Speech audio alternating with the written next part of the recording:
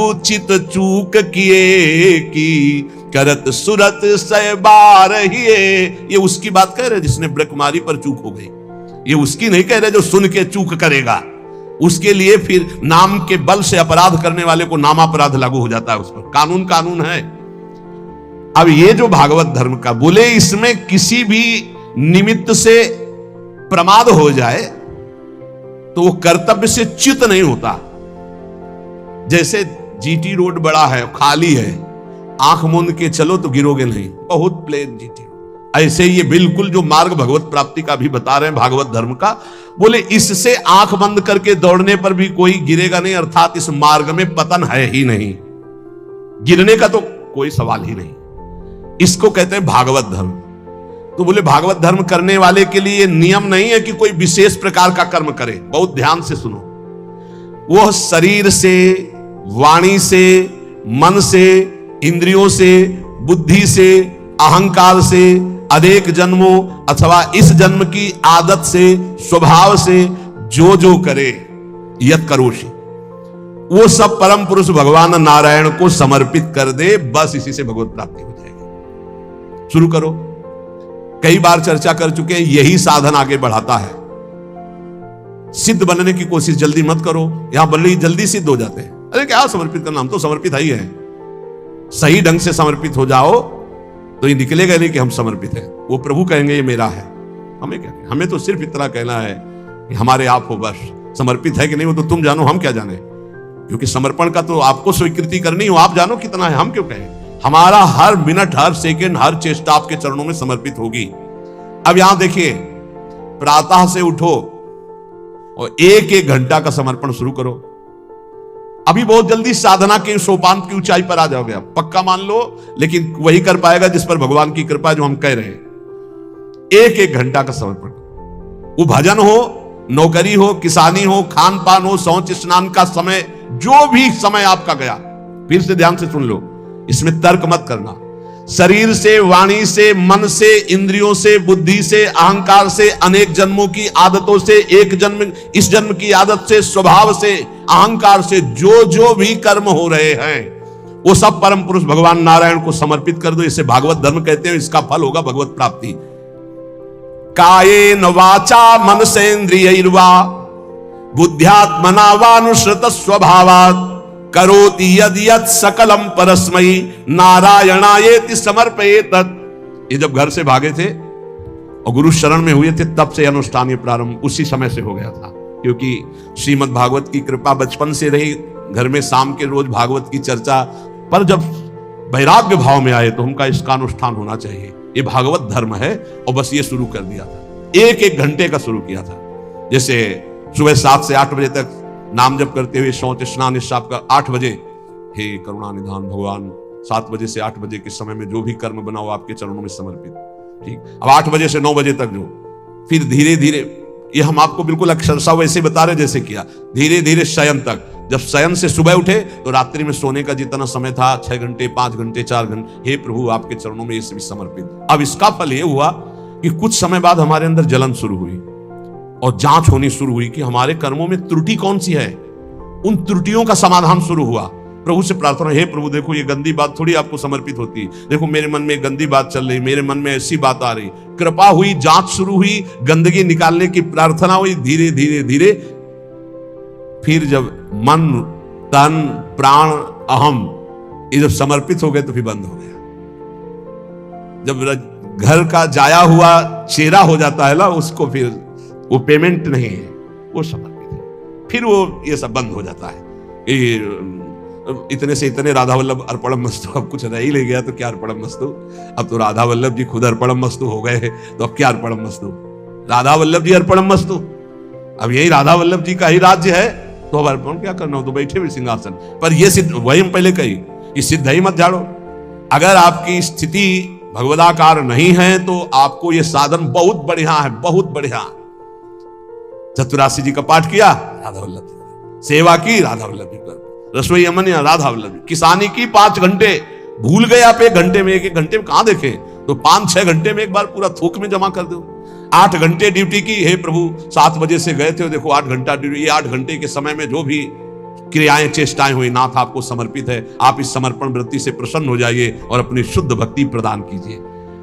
कह रहे ये समर्पण लोगों की मान्यता और धारणाओं से आपको उठाता चला जाएगा, और बताना किसी को नहीं, सुन लो और आज से धारण कर लो, बिल्कुल फ्री है। कोई एक विशेष भागवतिक कार्य समर्पित करना ऐसा नहीं, स्पष्ट लिखा है। भागवत धर्म का पालन करने वाले के लिए यह नियम नहीं है कि वो एक विशेष प्रकार का ही कोई कर्म करे और वो भगवान को समर्पित करे। वह शरीर से, वाणी से, मन से, इंद्रियों से, बुद्धि से, अहंकार से, अनेक जन्मों अथवा एक जन्म के स्वभाव और आदत से जो जो करे वो परम पुरुष प्रभु श्री हरि को समर्पित कर दे। इससे क्या होगा?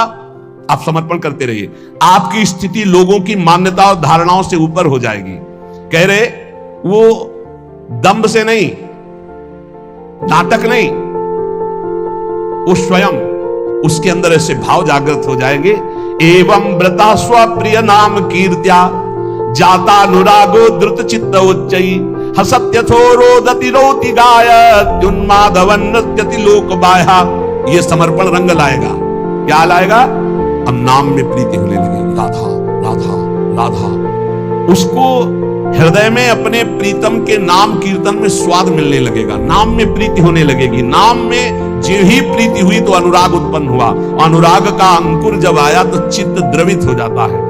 अब वो साधारण लोगों की स्थिति से ऊपर उठ जाता है। लोगों की धारणा मान्यता उस तक नहीं पहुंच सकती। जो समस्त कर्म भगवान को समर्पित करता है उसका नाम में प्रेम हो जाता है। नाम का प्रेमी अनुराग रंग में युक्त होकर लोगों की धारणा और मान्यता से अध्यात्म की ऊंचाई पर पड़ता है। वो दंभ से नहीं, स्वभाव से मस्त हो जाता है, मत वाला।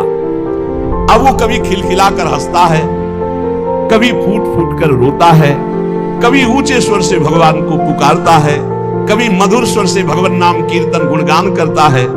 कभी कभी ऐसी स्थिति में सामने उसके भगवान होते हैं तो अपने प्रभु को रिझाने के लिए वो उन्मादवन नृत्य लोक बाह्या, लोक बाह्य स्थिति वो उन्मादवत नृत्य करने लगता है। सामने उसको प्रभु दिखाई देते हैं, वो जिधर दृष्टि डालता है उसको भगवान दिखाई देने लगते। ये साधन का फल देखो।